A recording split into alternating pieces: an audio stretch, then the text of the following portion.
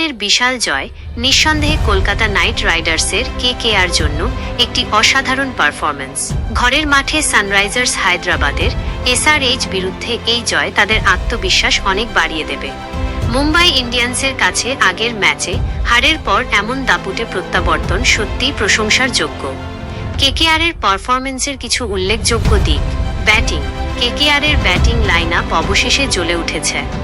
Venkatesh আয়ারের half century এবং slog ওভারে ভেঙ্কি ও রিঙ্কুর ঝড়ো ব্যাটিং দলকে 200 রানের রেসপেক্টেবল স্কোর এনে দিয়েছে। ইডেন গার্ডেন্সে এই রান যথেষ্ট কিনা তা নিয়ে সন্দেহ থাকলেও ব্যাটসম্যানরা তাদের দায়িত্ব ভালোভাবে পালন করেছেন।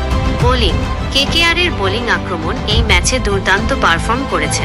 বিশেষ করে বৈভব অরোরা শুরুতেই ট্রাভিস হেডের গুরুত্বপূর্ণ উইকেটটি তুলে নিয়ে সানরাইজার্সকে বড় ধাক্কা দিয়েছেন। এরপর হেনরিক ক্লাসেন যখন বিপজ্জনক হয়ে উঠছিলেন তখন তাকে আউট করে কেকেআর ম্যাচের নিয়ন্ত্রণ নিজেদের হাতে নেয়। পুরো বোলিং ইউনিট সম্মিলিতভাবে সানরাইজার্সের ব্যাটসম্যানদের উপর চাপ সৃষ্টি করে এবং নিয়মিত উইকেট তুলে নেয়। ফিল্ডিং। হর্ষিত রানার ক্যাচটি সহ ফিল্ডিংও এদিন কেকেআরের ভালো ছিল। অন্যদিকে সানরাইজার্স হায়দ্রাবাদের জন্য এটি একটি হতাশাজনক পারফরম্যান্স। ব্যাটিং এবং বোলিং উভয় বিভাগেই তারা কেকেআরের ধারে কাছেও আসতে পারেনি। হেনরিক ক্লাসেন কিছুটা লড়াই করার চেষ্টা করলেও বাকি ব্যাটসম্যানদের ব্যর্থতা তাদের পরাজয় নিশ্চিত করে।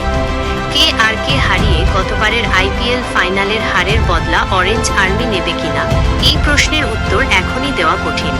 এটি টুর্নামেন্টের একদম শুরু। প্রতিটি দলেরই ভালো খারাপ সময় আসে। তবে এই ম্যাচে কেকেআর যেভাবে দাপট দেখিয়েছে তাতে